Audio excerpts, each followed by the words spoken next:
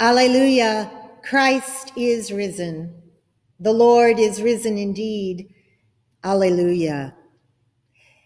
Good morning, dear ones. On this first day of the week, this Easter Sunday, this day on which Christians throughout the world proclaim the resurrection of Jesus, the Christ, the one anointed by God. For those in this parish whom I have not yet met, and for those who might have stumbled into this message while browsing the internet, my name is Patty Alexander, and I serve as rector of St. Dunstan's Episcopal Church in Bethesda, Maryland. I greet you today on what is unquestionably a very different Easter for most of us. This is the day on which, more than on any other Sunday, churches are meant to be full of happy people dressed in cheerful pastels, full of children squirming in anticipation of egg hunts and candy, full of the unmistakable smell of lilies and hyacinths, full of the sound of brass and timpani and choirs, full of joy. And instead, I stand here in a cavern of emptiness, alone, while you are at home at a safe distance, I pray. Some of you may be watching this message after the fact because you were working on this Easter morning and were unable to stay in the safety of home. To you, I say God bless you and thank you.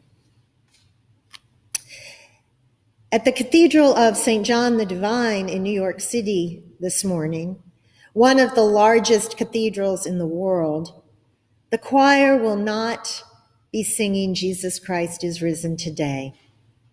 Instead, that extraordinary house of worship has been converted into a field hospital. That is the state of the church in exile on this Easter day. It feels a bit as though the earth has been knocked off its axis. I am reminded of the words of Psalm 137, which was written when the ancient people of Israel had been taken captivity into Babylon, in what is today Iraq. It begins, "By the waters of Babylon, there we sat down and wept when we remembered Zion. On the willows there we hung up our harps, for there our captors asked us for songs, and our tormentors asked for mirth, saying, 'Sing us one of the songs of Zion.' How could we sing the Lord's song in a foreign land?" How can we sing the Lord's song in a foreign land this morning? It doesn't feel much like Easter.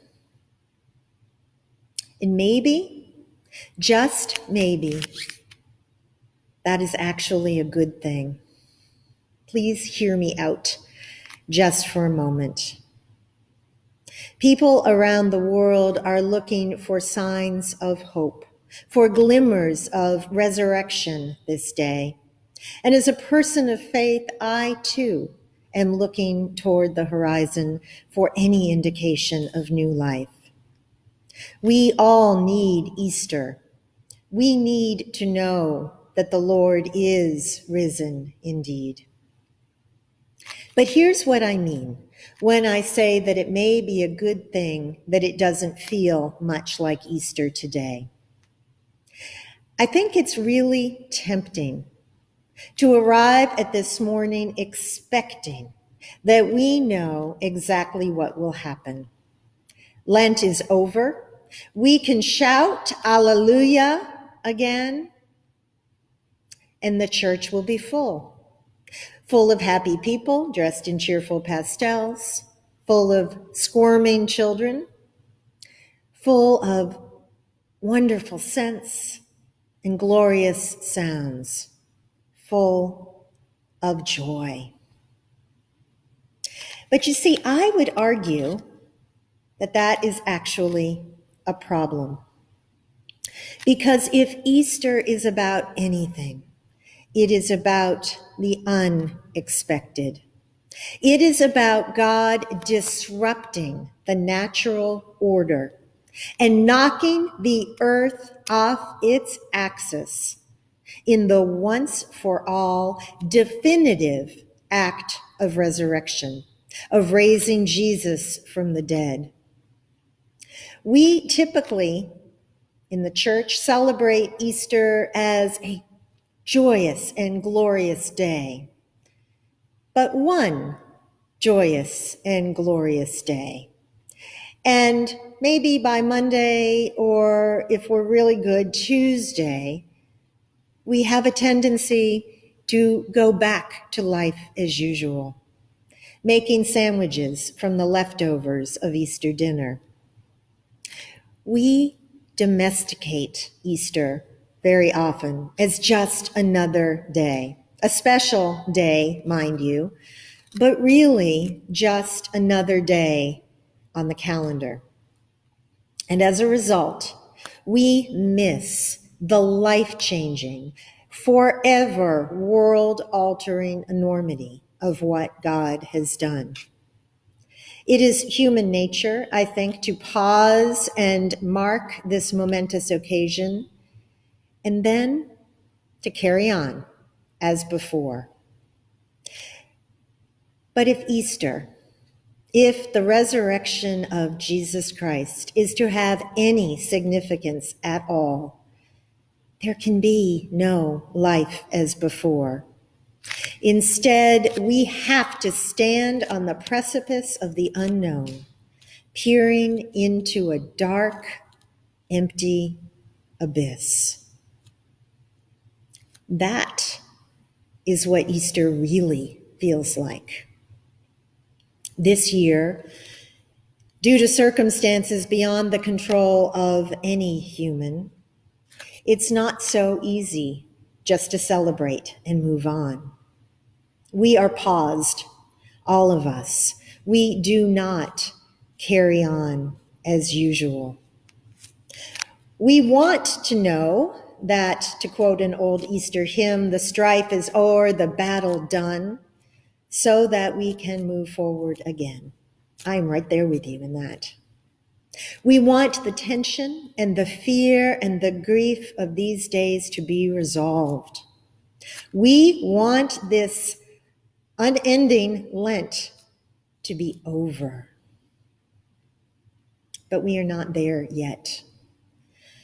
And so on this Easter morning, on this first day of the week, we feel broken in so many ways. It does not much feel like Easter, at least not the predictable, or dare I say, manufactured Easter to which we have grown accustomed.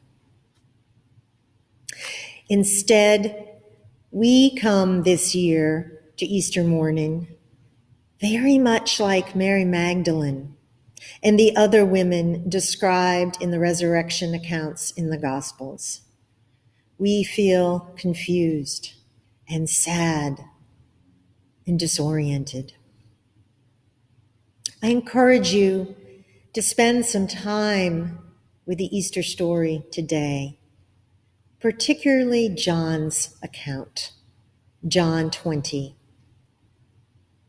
Go to the empty tomb with Mary. Feel with Mary her grief and stand there with her. I encourage us all to sit with our feelings of fear and confusion, sadness, and disorientation today, without rushing to get to the end of the story, without rushing to tie everything up in a neat and tidy, happily ever after bow. Here's why. Because that isn't how God works. And for that I say thanks be to God. Thanks be to God that God cannot be predicted or manufactured or summoned to act according to our timetable so that we can get on with business as usual. God save us from business as usual. If we have learned anything this spring, I pray that it is that we cannot go forward as usual. Today and throughout the great 50 days of Easter that stretch ahead of us, most of which will be spent in quarantine, we have an invitation to live into this time of disruption, this time that is not expected or predicted, so that in the fullness of God's time, we might really begin to experience, if not understand, resurrection. I'm not sure that we will ever fully understand resurrection this side of the grave. My brothers and sisters, Easter is not about full churches or even crowded dinner tables. It is about emptiness. It is about what God does in the dark, empty abyss of the tomb. We stand now in that emptiness, like Mary Magdalene and the other women described in the gospel accounts of the resurrection. This is Easter. This is what Easter feels like. We are here now. There is no going back to life as before, to life as usual. Thanks be to God for that. Alleluia. Christ is risen. The Lord is risen indeed. Alleluia.